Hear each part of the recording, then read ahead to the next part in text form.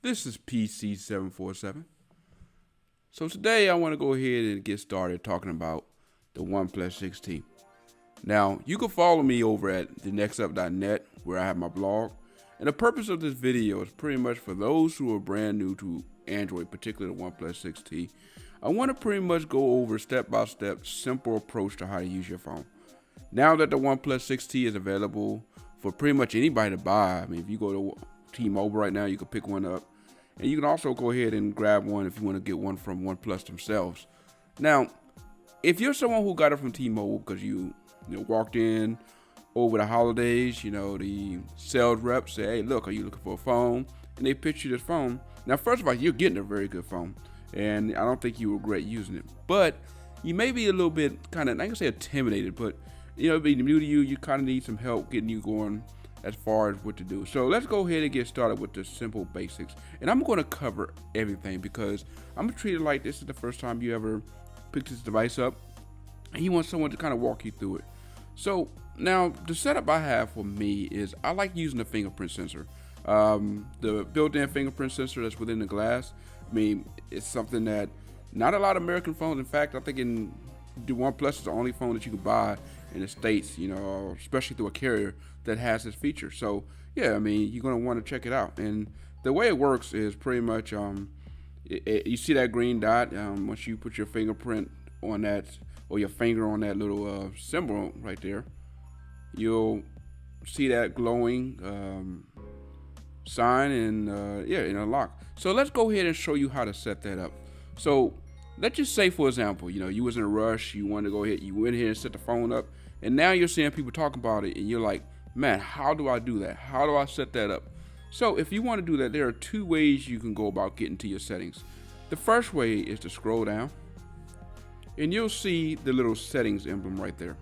Now, another way you can do that is if you swipe up, and by the way, I am using a different launcher than what you will find on your OnePlus. I personally decided to use Google's home launcher instead of the OnePlus, but it's pretty similar.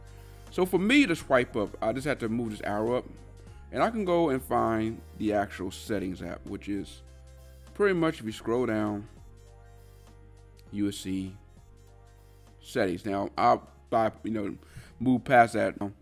For me, like I said, the easiest way to go to settings, I like to just go ahead and scroll down, hit that little settings wheel. That's what I'm gonna do. So if you want to go ahead and set up your fingerprint sensor as well as any other security settings, you're actually going to need to go to scroll down till you see security and lock screen. Once you click on there, you will have the option to add fingerprint. As you will see, I've already done that here. You can set up with face unlock and smart lock. Now what smart lock does, let's just say you have a smart device. Matter of fact, let me go ahead and click on that so you can see. Let me go ahead and put my pen in real quick.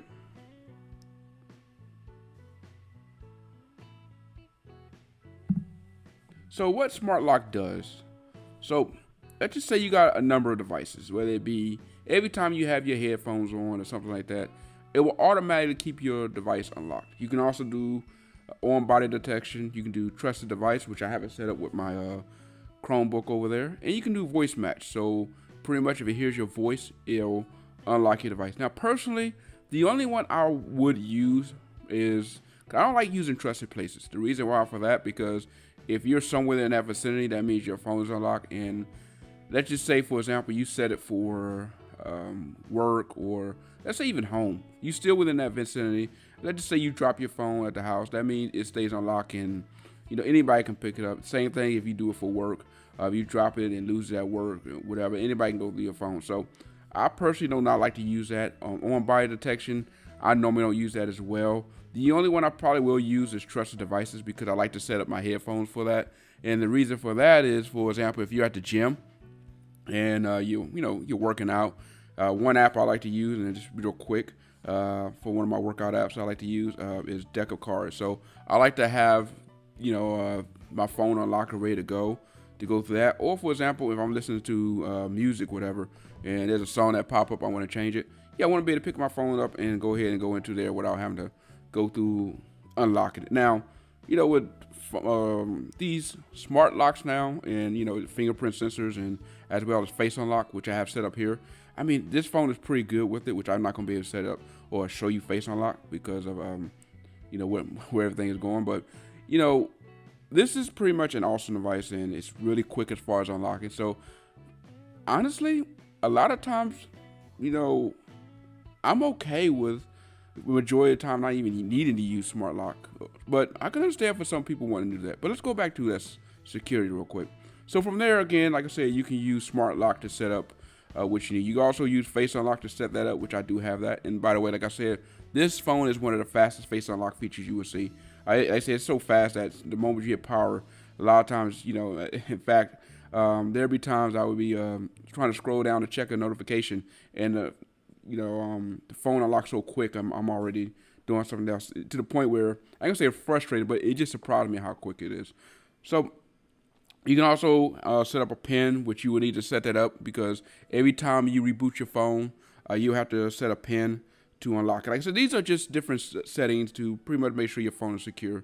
So we're done with device unlock. Let's go ahead and go into something else. Let's go into buttons and gestures, because this is a way that you can kind of make this phone your own. So if you go into navigation bars and gestures, you can change how it shows. Hopefully, it is showing you how you be able to navigate your phone. So if you're kind of used to the old style of Android and you want to kind of keep it simple, you go with the 3-button layout. And with the 3-button layout, is basically, like I said, if you owned an Android phone before, this is the layout that a lot of you guys are familiar with: your back button, your home button, your recent buttons. So hey, that's for you. Definitely check that out. If you're liking pretty much what is going on with the Android Pie and more wanting to deal with gestures and swipes and all that stuff, well, you can go to the next settings where you have your home button, but it still utilizes gestures to go and navigate through certain screens. And if you want to go full on gestures, you have that option as well, where you pretty much have no buttons and it's all gestures. Now, personally, I've tried that feature before. It's okay, but I prefer having my home button, my back button, and just basically your normal, I can say normal, but your standard button layout that you currently have on 9.0 Android. So we're done with navigation and gesture. Let's go ahead and go with the quick gesture, because that's something that I actually do like using. So let's click that up real quick. So what quick gestures allow you to do, it gives you a number of options that will make using your phone kind of smart, as they say. So for example, you got flip to mute. In other words, you got a call coming in, you're in a meeting or something. If you got that on, I know you've seen the commercial where Google showed the flip to mute, where you can flip your phone over and mute. Well, you have that settings here as well. You also have 3-finger screenshot. Now, if you don't know how to do a screenshot, the way you would do it, I'm gonna go show you right now, is the power button and volume on, volume down at the same time, which I'm gonna show you that right now. And that'll give you your screenshot, which, by the way, I'm gonna talk a little bit more about that later. But like I say, if you just want something even simpler than that, you could turn that on. You can do turn it on. You can do a 3-finger screenshot, if that's something you want. Now, the gestures I actually like. Now, the screen off gestures pretty much is that it allows you to control your phone with the screen off. You have the ability to have double tap to wake, which I thought I had that on, but I'm definitely going to turn that back on now. You also have the ability to control music controls, such as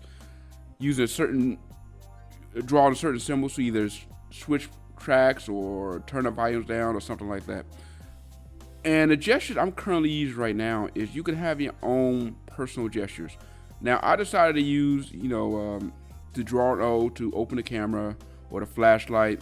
And you can use that to open up certain apps like Google Play or Lose It, which I use for tracking my calories. So let me show you an example of, using a screen off gesture, which I'm gonna do right now. So once I power it off, if I draw a 0 or O, it'll currently open up the camera app. And that's pretty much what, let me go back to that settings real quick. Gestures. And that's pretty much what screen off gestures do for you. So let's go ahead and go to another tutorial, which is like